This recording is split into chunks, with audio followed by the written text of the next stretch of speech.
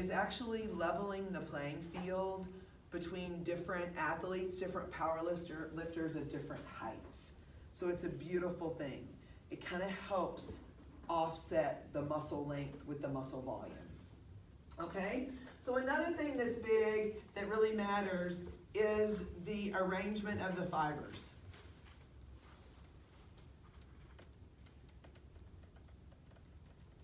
Okay. Now, I had never heard of this until I started teaching this class a long time ago. Okay. There's this thing called the angle of pennation. P-E-N-N-A-T-I-O-N. And what we know is that a muscle that has more pennation has more of the sarcomeres running obliquely to the tendon instead of in parallel to the tendon. I know that's a lot of wordy stuff I just said. Let's put it to action. Okay, let's go to this picture over here. Now, check this out. Let's just start off by looking at, start off with rectus abdominis. That's L. Say got it when you got it. You see it in your book? Okay.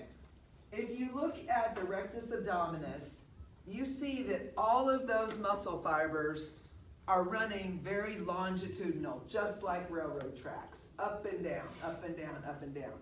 Now, some smart person in this room, tell me what the job, every muscle has a specific job. What is the job of the rectus abdominis? Extension of the spine. Not Flexion of the spine. everybody go like this. Okay, and go. Okay, now listen, here's the whole thing. If you did not have erector spinae, your rectus abdominis would say, peace out, I'm done. Okay, so the job of the rectus abdominis is spinal what? Flexion. What's the job of the rectus abdominis? Spinal flexion. So here's what we know. Spinal flexion, now granted, the rectus abdominis does provide some stability as well.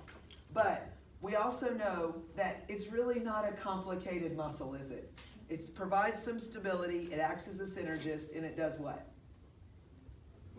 Spinal flexion. Okay, think about that. That rectus abdominis does not have very much muscle pennation at all. Those muscle fibers run in parallel with each other. They run in parallel. Now, let's get a little bit more complicated here. Let's think about, I love to talk about the glutes, okay? So let's look at that thing, it's called radiant muscle in your glute. Now, here's why I love to talk about this muscle.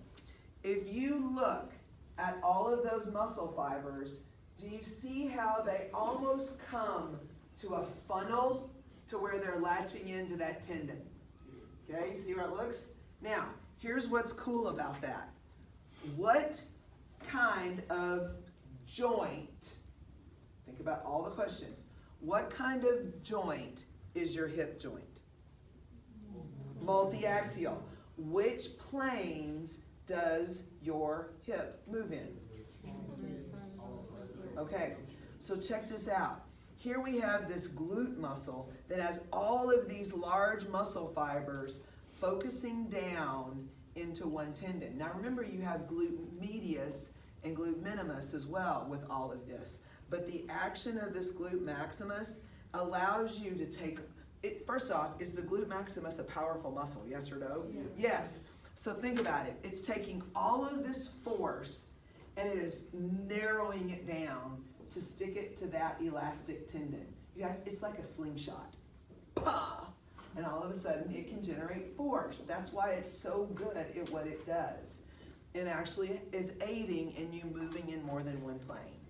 Okay? So now let's really trick this out. Okay, let's talk about M. Does anyone see what M is? It's your deltoid. Oh, you know what one of the most complicated muscles in the human body is? The deltoid. Okay, because guess what the deltoid does?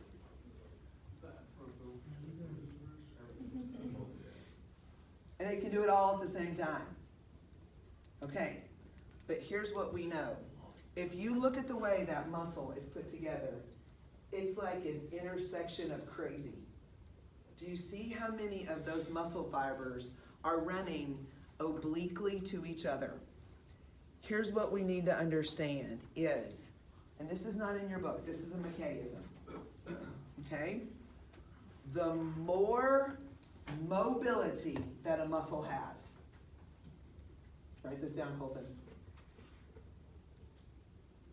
The more mobility that a muscle has, the less stability it has. The more mobility a muscle has, the less stability it has. So which one has more stability, rectus abdominis or deltoid? Rectus abdominis. It's not nearly as complicated. Hunk, I'm done. Because here's the whole thing. Is rectus abdominis really doing anything when you start trunk rotation? No. It's just kind of hanging on for the ride. Okay, it now becomes a synergist. It's no longer a primary mover. But when you look at the muscle angle fibers with that deltoid, there's a lot of complication going on there. So if there's a lot of mobility, what do we now know about the shoulder? It's not very what? It's not very stable.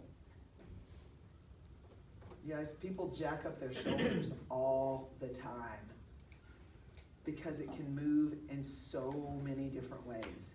It can move in so many different ways. As you know, one of the funny, and it's not funny, it wasn't funny to one of my, but I had someone, one of my clients, she was reaching in the back seat to pop her kid that was messing up in his car seat. She reached back up and over there, and she detached one of her rotator cuffs. I think it was teres major, I think. So, I mean, so you guys think about, okay, she had gone here, she had gone here, she had gone here. She was in every single cocktail plane of terrible, okay? Because think about it. She had moved, which way is this? Okay, she had moved laterally, which plane? Okay, then she had moved in which plane? Okay, and then she had moved sagittally. And here's the whole thing. She did it, being here was worse than being here because we're here pretty frequently. Okay, think about that. That is the point of vulnerability. And she was, shut up! Okay, but that's life, and that just hurts just doing that. Don't do that. So it's so interesting how many times people mess with their shoulders. It doesn't have a ton of stability, but it has a ton of mobility. So take care of it that way. Okay? Two more things let's talk about. Stay excited. All right. Let's talk about, and we mentioned this already, so it's a great way to wrap up because we mentioned it in the beginning. Okay. I need for you to be really comfortable with what the concentric phase of exercise is. Yes? That's when the muscle fibers actually shorten. And if you look on page 32 in your book, you should go, wow, that diagram looks familiar. Okay? That's been on another page in our book with that contraction of the actin and myosin. The contraction phase, you guys, is the concentric phase.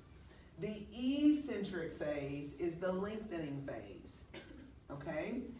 Now, what we also need to understand is, during a standard resistance training, the eccentric force exerted by the muscle keeps the weight from being accelerated downward by gravitation. You guys, you're always fighting gravity. You're always fighting gravity. You're always fighting gravity. You're always fighting gravity.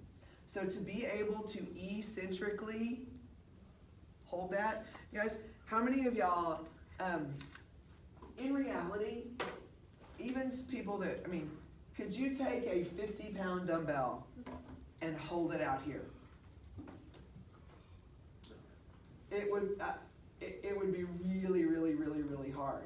And then it would actually be easier, I know it sounds crazy, it would actually be easier to accelerate that than to hold it there. And then number one, Cause remember, is this eccentric or concentric?